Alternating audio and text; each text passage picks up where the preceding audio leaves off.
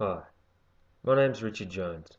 I'm here to give you an oral presentation on life after a major accident. What I would like to cover today is the road to recovery after a life-changing accident.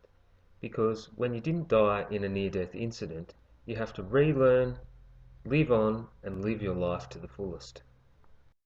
The three main topics I would like to cover today are the accident, rehabilitation, and coming home. The accident. What happened?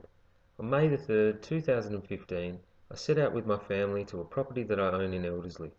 We set out to cut some firewood to stock up for the winter.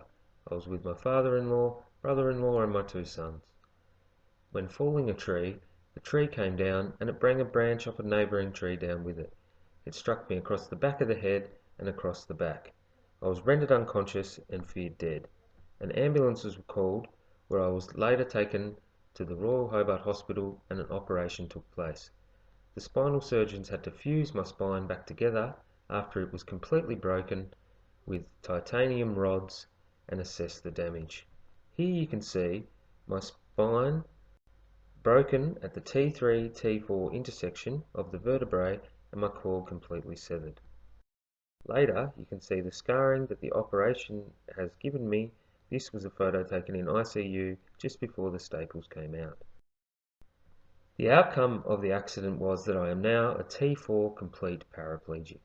What's that, you may ask? T4 complete. The T4 part is, as I showed you, my spine was broken at the T4 part of the spine, which has left me with no feeling or control below the level of my chest. The complete part means that my cord was completely severed and I have no hope of walking again. I was placed in ICU for 3 days in Hobart, where I was later flown to the Austin Towers in Melbourne. In Melbourne is where all the rehabilitation takes place, as we have no spinal ward in Tasmania. Rehabilitation, well, it started at Austin Health Towers, where I was later put in ICU for another 11 days there and 4 days in a spinal ward, where then I was sent down to the Royal Talbot Rehabilitation Centre in Kew. This is where the major part of your rehab takes place. You have all qualified spinal nurses, qualified spinal physio, qualified spinal exercise physiologist, and all your spinal specialist doctors. You have great peer support from all your peers there. There's 20 rooms, 20 other people doing all the things you're doing at all different stages of their recovery. This is where you have to re-look at your life and realise the now. Learning to live again as a paraplegic is the biggest part. You need to learn how to have lack of mobility and what to do now. The biggest part physically is transferring. Transferring from one object to another. Transferring from your bed to chair or vice versa, from your chair to bed, from your chair to a toilet, to a shower bench, or even getting in a car. We also had to learn how to manage our bladder and bowel. A good management program reduced the risk of accidents that would ruin your day. Other things we needed was our strength in the upper body. Lifting weights and stretching correctly would give me back the strength I need to push a manual chair and do all these transfers. Before my accident I was quite fit and strong and active guy, and I lost 15 kilos. I was back to square one, but every day I would lift some weights, stretch my shoulders and make it easier for me to push and transfer. At the end of rehab I ended up living in the independent living units. This gave me a chance to prove my independence and that I could live independently without the safety net of the nurses. I was doing all my own care, started cooking, and just really enjoying showing that I could be independent. On the 28th of August, I signed myself out early and I came home. On coming home, there was different things that they needed to do to my home. Modifying the home was the big thing.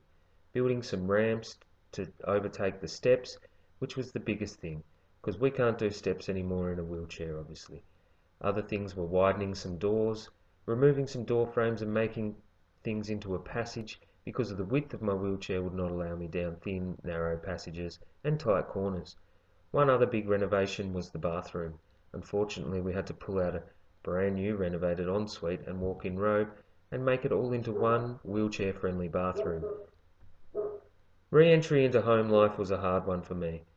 This is where your mental health needs to stay strong. Not working full time, having slow days, but you needed to realise that this is you now and find a new direction. A big new direction for me was enrolling into uni. While wanting to get a career where my wheelchair would not be a hurdle, my choice was social worker, hence why I'm doing the UPP to get me there. Another big thing for me was single parenting. My wife had left me after the accident and I still wanted to look after my kids, so I had to learn how to do that in a chair. Once again, it's about what you can do, not what you can't. Yeah, I can't go in the backyard and kick the footy with my boys anymore, but we can still go up to the park, we can still take the dog out for walks, go along accessible walking tracks, playing cards, doing board games, playing basketball. As I said, it's about what you can do, not focusing on what you can't. Driving was also a necessity. I was lucky to have a crowdfunding GoFundMe when I was in rehab, which enabled me to buy a new car with hand controls, no longer being able to press the pedals with my feet, using hand controls and driving. This gained a big part of my independence, being able to take the kids out on outings and take them to school. In concluding on this, what now? The biggest part of this, as I've said, is having the self-motivation to move on. Putting things that happened in the past. Realizing that this is you now and you're here to go on. My children were the biggest part of motivation for me. Find a new direction. I've found uni and that's given me heaps of motivation to go on. Here, you can see me chopping up the tree that hit me. This was a big part of my rehab. Putting it all behind me.